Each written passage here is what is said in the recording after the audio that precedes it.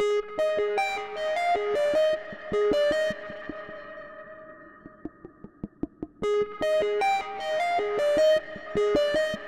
everyone, this is Dave from DailyTechTV with the Tech Q&A session for the 6th of December 2011.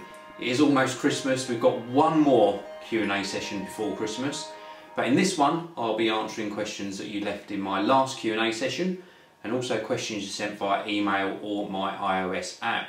Now, before I kick questions off, I get a lot of questions about the iOS app. All you need to do is go to the iTunes App Store, either on your computer or on your iOS device. That could be your iPhone, your iPod Touch or your iPad, and just search for Geekanoids. It's a free app and you can gain access to all of my content and ask questions to be featured in this Tech Q&A session. So none of this is rehearsed. I'm just going to run through the questions, and I'm going to start off with the questions that were left as comments on my previous video. If you've got new questions, then simply leave them as a comment below and I'll try and include them in a future video. So on with the questions. And I absolutely love doing these questions, I really do. So the first one is from Sean's Macintosh. Great Q&A, Dave, as always. Not a problem. Two questions. Will you review the Canon 6D or 5D Mark III when they come out? Yes, totally will. Very, very keen to review those two models, whatever they're going to call it. It's only going to be one model. Probably the 7D Mark II as well is going to be one that I really do favour for both reviewing and using in the Geekanoids studio. So stay tuned when they are released. Will you grow a beard like Shay Carl for the audience? No. I tell you what, my beard grows really quick. I have to shave every day and it gets so super itchy. I can't get over that itchy period, so no beard from me. Next one is from 98 Guitar Tech. Why don't you continue to produce iTunes podcasts? It would be much easier for students who need to commute. You're referring to these longer videos, putting them out on iTunes. I did do that and it's just a time thing. I've answered this question before, but for you I'll answer it again. It's purely because I do so much video, so much online work, and I just don't physically have the time to produce the iTunes podcast as well. So I'm really sorry for that, but if I do find the time of doing it, if I manage to take the channel to the next level and afford an assistant perhaps, then you might see them suddenly start appearing on iTunes again. Next one is... I'm going to just cover this even though it's not an answer. Peter Doer 1 asked, can you recommend the best AMD HD 3D monitor, 24 inch? I'm really sorry, I'm not really clued up on the 3D scene, so I can't answer that at all. If anyone's got some answers for Peter, pop to the Q&A session, I think it was on 22nd of November, and just leave Peter some suggestions. Next one is... this is sort of an argumentative one, this, but I will cover it. Bit of controversy here. The Gregor M. He's referring to a comment I made in one of the previous videos, I think. How exactly you mean you can just open your iMac and it works? Sleep is a function of Windows that works for years. It shuts down in 1 second, startup can be even faster. Also, I did something about viruses as well, and he's saying no virus update, text loading or anything. I really don't know how can a tech person like you be so lazy not to know other platforms and still critique them. I would love to hear your reply on this. Well, this is from the Gregor M, and you're referring to my comments about Mac sort of versus PC, and I'm not going to get into a Mac versus PC argument, but what I was saying was I choose a Mac as my platform of choice because I can just open it and I can get on with my work. It's not a technical answer, that's just my experience with the Mac platform, and I'm not going to change that opinion, I'm really sorry.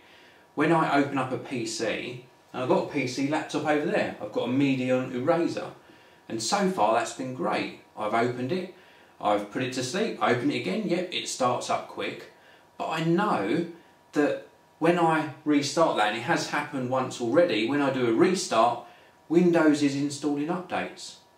And when I open up, I've opened up quite a few video files from a thumb drive that somebody was showing me. Do you want to scan this for a virus? McAfee thing popping up and down.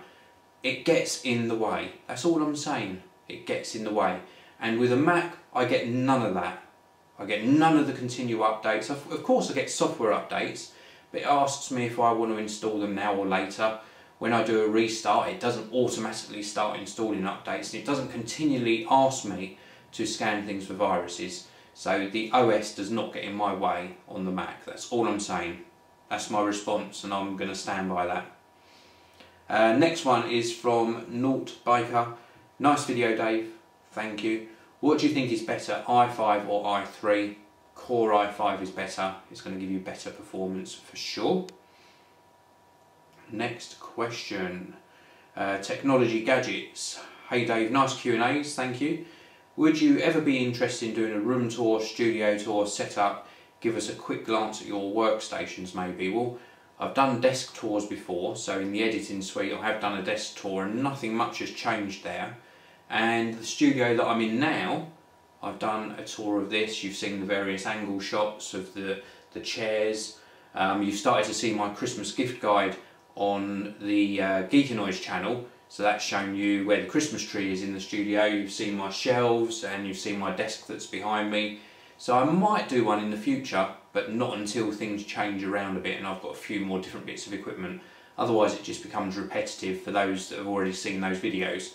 So just head on over to the Geeky Noise channel, do a search for tour, and you'll see some of the tours that you're looking for. Great question though. Next one. There's lots of people asking for this tour. Maybe it will happen, but as I say, when things change a bit. Next question is from Harry Co4. What do you think I should get, a Mac Mini or the MacBook Air? Now I get a lot of questions about this. Please do not take my answer the wrong way. It doesn't sound very constructive, my answer though. They're two completely different machines. So one is a desktop and one is a laptop, so it's very hard for me to answer this constructively. If you want to be tied to a desk and you don't mind using a monitor all the time, then the Mac Mini. But if you want a portable, this is my MacBook Air, then the MacBook Air, it's a great performer and you can connect it to a monitor if you want to have a bigger screen at certain stages when you're at home or at work. You can just plug it into that monitor. So it really depends if you need a portable or a desktop machine, but both will serve you well. Next one, and this is a very quick answer, XX Hardcore XX Gamer XX. Will you be reviewing the new Sony Alpha series, particularly the Nex 7? I won't be reviewing the Nex 7. I'm interested actually, excuse me, in getting a Nex 5N in, so I might possibly review that, but it depends. I can't afford to buy all of these gadgets, so I'm relying on manufacturers and PR companies to send me gadgets to review. So if I can get one in, then that's probably the most likely one that I'll cover. Next one, Daniel Horth Photo. Do you think Apple are going to make a real TV? Yes, I do think they will. Might not see it in 2012 though. I think we might see the little boxed Apple TV 3 in 2012, and we might have to wait till 2014 for an actual Apple TV with a screen, if that makes sense. Big Dave 3 UK. Couple of funny questions. How are you liking the Nokia Windows Phone 7? I think it's really nice. I will be publishing my full review very soon on that one, so do stay tuned. And do you like anything about Windows? People think I hate Windows from my comments. Windows 7 on that laptop over there works absolutely fine, and I like it. Yeah, it's pretty stable, it does the job, great for gaming, great for anything really that you want to throw at it. It's just not my OS of choice.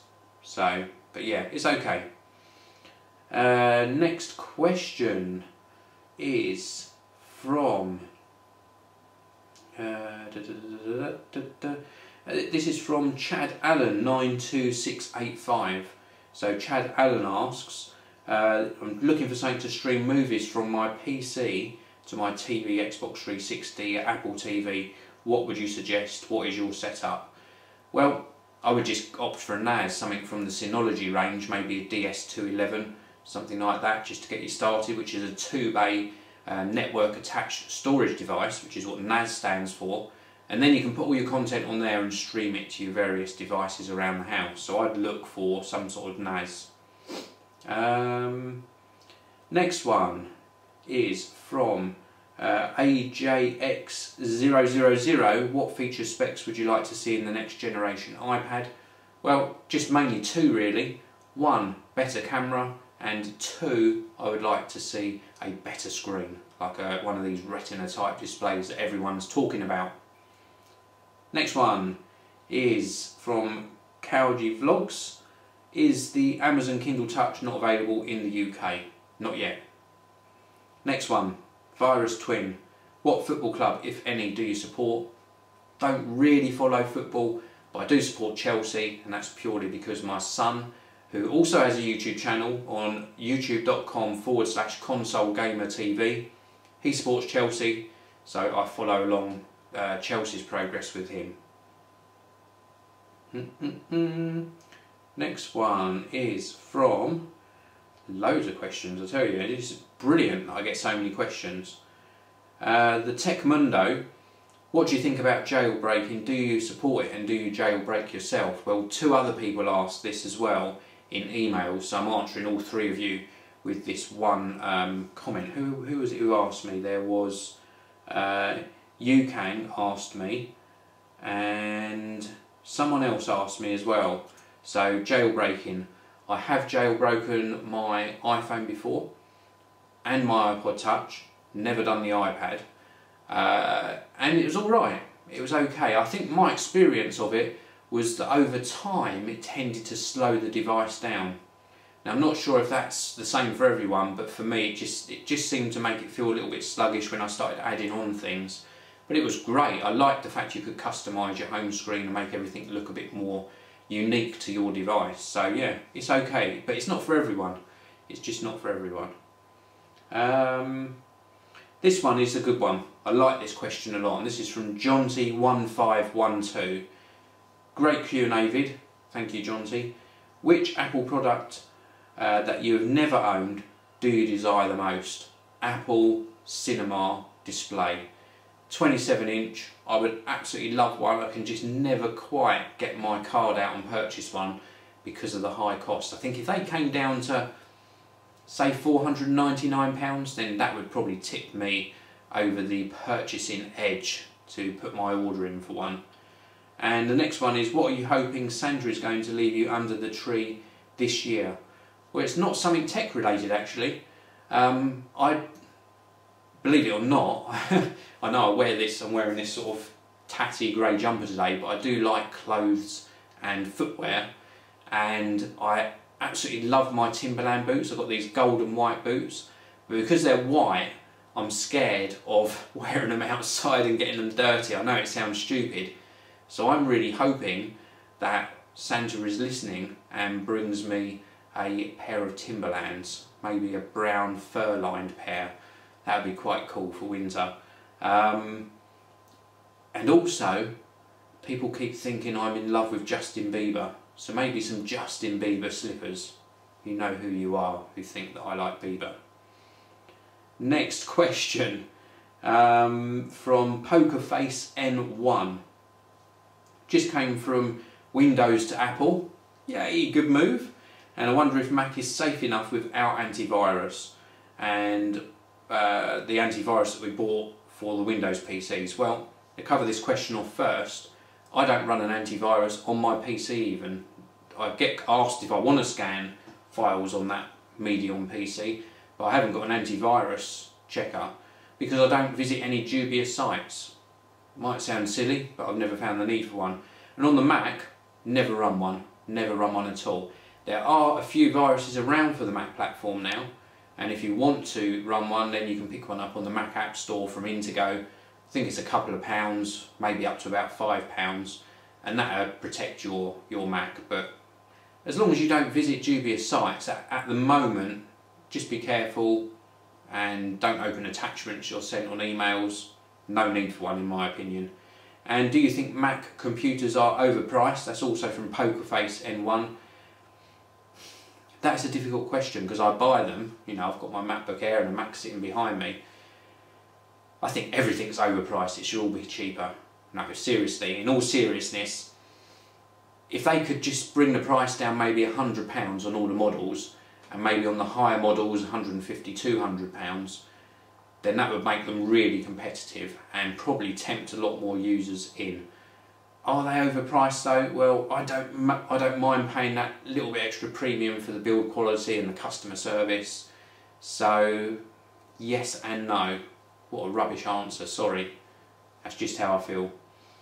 And the next one, well, this is actually the last question that was left as a comment, then I'll move over to my emailed questions. And this one's from I Wish I Was Rich Guy 1111. I wish I was a rich guy as too. What do you think of the Canon 1100D?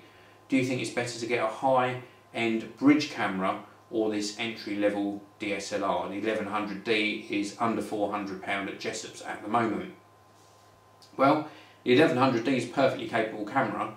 If I was choosing that price point, I would choose the Nikon D3100 over the 1100D. I just think it's a very slightly better camera. If you go up in price a tiny little bit, just a tiny little bit, you could go up to a Canon 600D, and I would highly recommend that one. Or if you're looking at Nikon, the D5100.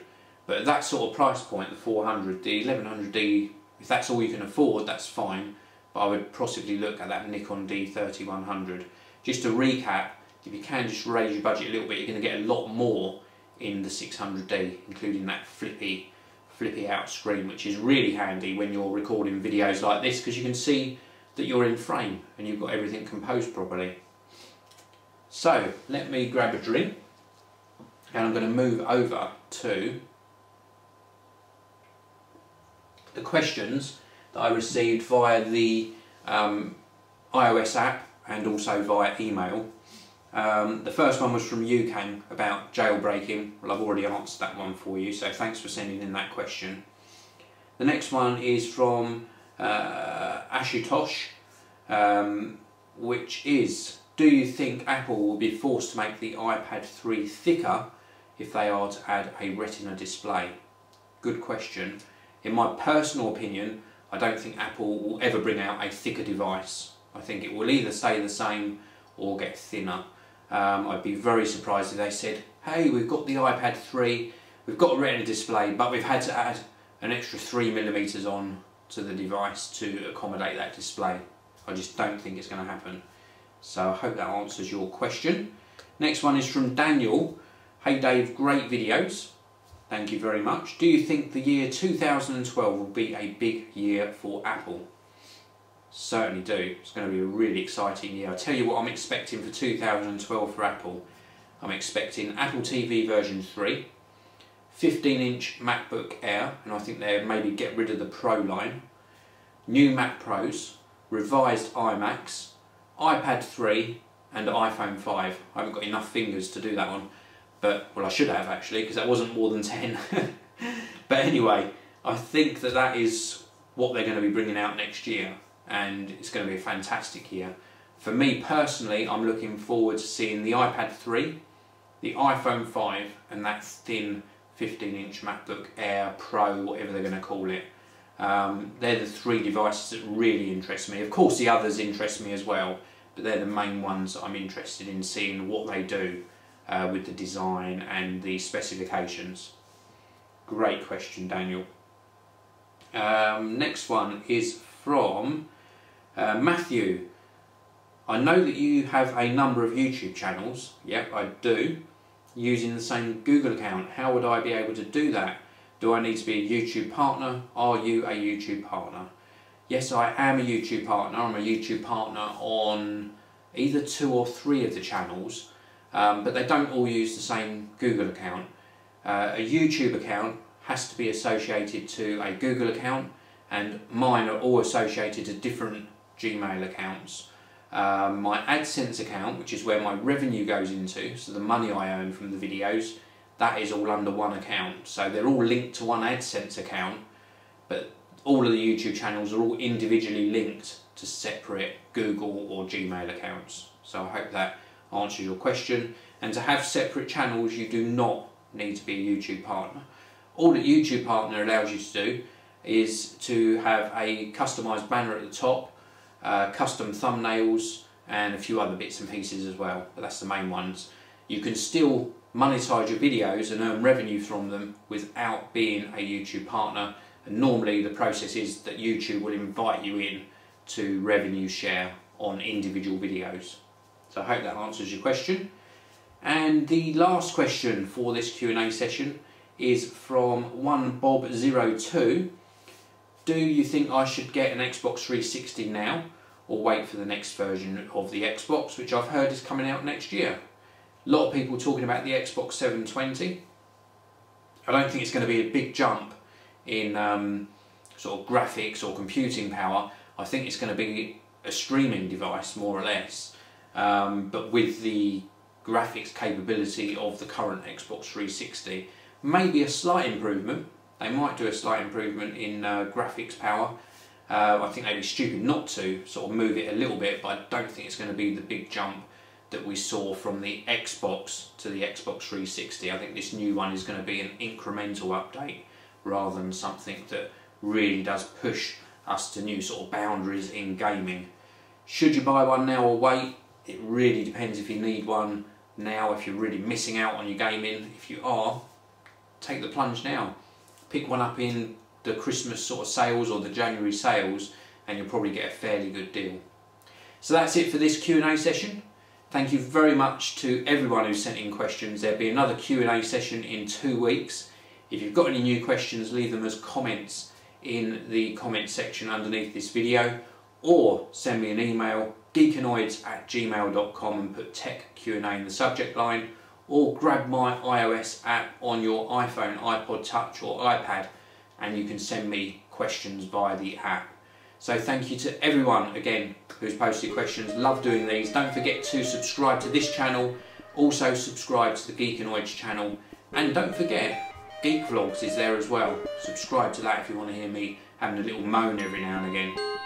Thanks for watching. I'll see you again in the next video.